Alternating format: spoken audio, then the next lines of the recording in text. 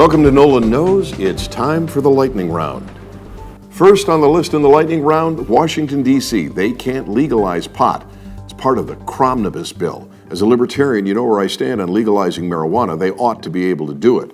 But there's an even bigger problem, and that is that in Washington, D.C., they tack together disparate pieces of legislation that would die in the floor or on the floor ordinarily in order to get it passed. There is another piece of legislation pending. Downsize DC has sponsored it, and it's not being supported by either Democrats or Republicans. And it's the One Bill at a Time Act. Contact your legislator and tell them to get behind it. Then they won't be able to do this kind of thing. Next on the list, the flu shot. Apparently it's going to be a little less effective this year because the virus has mutated. I would still suggest, especially if you're a senior or a child, that you get the flu shot. Ounce of prevention's worth a pound of cure. Next on the list, Sony. Apparently they're being hacked. Believe that it's from North Korea. See, they're making a comedy movie about assassinating the head of North Korea. North Korea is getting even by hacking into Sony. Lets us all know how vulnerable we are. Next on the list, ABC Family is pushing for a transgender documentary series. That sounds like family fare to me. Yeah, Manson family maybe. A survey has been taken and 17% of people say they aren't going to buy holiday gifts. Well, there are all kinds of reasons not to buy, but you know, I don't understand it. It's so much fun to give. You know the old saying, it's more blessed to give than to receive? I know a lot of atheists won't like me saying blessed, but I believe it. This segment of the program is It Sucks to Suck, and it has to do with the omnibus spending bill. You know, when Ted Cruz went after Obamacare and effectively stopped them from passing legislation, at least restrained them, held them back for a while, he was painted in the media as being some kind of vicious hostage-holding terrorist, holding the government hostage. It was all over the news. They talked about him like he was the worst thing to happen to this country ever. It was in all the mainstream media, and they didn't just cover it for the time that it happened. They continued to refer to him as some kind of an evil genius holding the government hostage and terrorizing the country for weeks and weeks after the event. Frankly, I didn't disagree with him then. But what's really interesting is that in this omnibus spending bill, Elizabeth Warren did effectively try the same thing. Well, maybe less effectively. Apparently, people didn't pay enough attention to her to shut the government down. But if she had her way, she would have.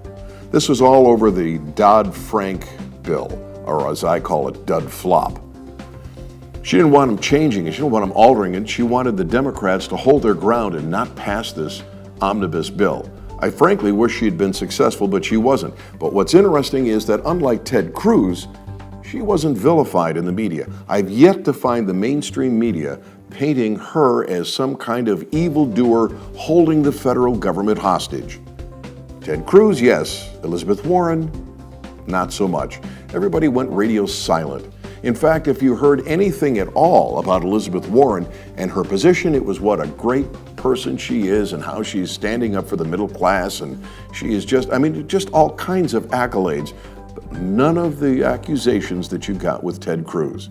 And yet, she attempted the same tactic. Hey, it's time for the story of the week, and it's a sad one. In Australia, there is a radical Islamist who walked into a restaurant and held everybody hostage. Now, there are all kinds of things that we could say about radical Islam, and certainly we could devote a lot of time to that, but I'm going to go clearly in a different direction. I'm going to talk about gun control because in Australia, they have some of the most draconian gun laws in the world. Now, I'm not guaranteeing that if somebody was allowed to conceal carry and was in that restaurant that they could have stopped this debacle, which resulted in, as far as we know, the Islamist and 2 of his hostages being killed. I'm not saying that it definitely would have stopped it from happening, but it might have stopped it from happening. See, the bad guys, if they don't know who's armed, they tend to be just a little bit more careful, a little bit more scared, a little bit less likely to do this kind of thing. And if you're in Australia and you want to pull something like this off, there's nothing to stop you. There's no reason to fear that somebody in that restaurant might cut you down before you can kill somebody, because they have such draconian gun laws. They have the same kinds of rules that most of our schools in this country have. You're just not allowed to carry a gun. But interestingly, this radical Islamist, he didn't pay any attention to that rule. He brought a gun with him. Gun control doesn't work. It doesn't work here, it doesn't work in Great Britain, and it didn't work in Australia.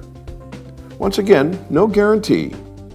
I can't sit here and say it definitely wouldn't have happened, but I can tell you that we definitely can't stop it. We don't let people concealed carry. That's my point. This segment of the program is If They Were Here, and my If They Were Here this week is Mitch McConnell. Senator McConnell from Kentucky has his lifelong dream fulfilled. He's going to replace Harry Reid and be the leader in the United States Senate. Wow, what an opportunity. He has a House of Representatives dominated by his party and the United States Senate dominated by his party. He should be able to get through all kinds of good legislation that should cut the size and scope of the federal government. The problem here is I don't think he'll do it. You see, the Republicans seem to lack a certain amount of spine, a certain amount of testicular fortitude, if you will. They talk a good game, but they rarely deliver. And here's an opportunity to send legislation to the president that he may not like, but he's been shielded from because of Harry Reid. Legislation he'll have to sign on to or veto. Interestingly enough, the Republicans have already taken off the table their number one tool, and that's control of the purse. No, we won't shut down the government. So Mitch McConnell and John Boehner are in control. The question is, will they use those tools that were granted to them by Congress to control the size and scope of government and to make the president make the tough decisions that Harry Reid shielded him from? My guess is they're not going to do an effective job in restraining the president or restraining the size and scope of government or even cutting down the national debt. The Republicans tend to be spineless in this case, but if Senator McConnell were here today, I would urge him to stand his ground, to use whatever tools are necessary to stop the president from spending us into oblivion, from destroying the republic, from regulating it to the point where we can't start a business without hiring a bank of attorneys and spending tons of money on government regulations. He can do this. The Republicans can do this if they just stand their ground, if they grow a spine. So Senator McConnell, that's my advice to you. Stand your ground. Do what you say. Tell us you're going to shrink the size of government, you're going to get rid of Obamacare, you're going to control the spending, and then do it. And take none of those tools off the table that the Constitution grants you.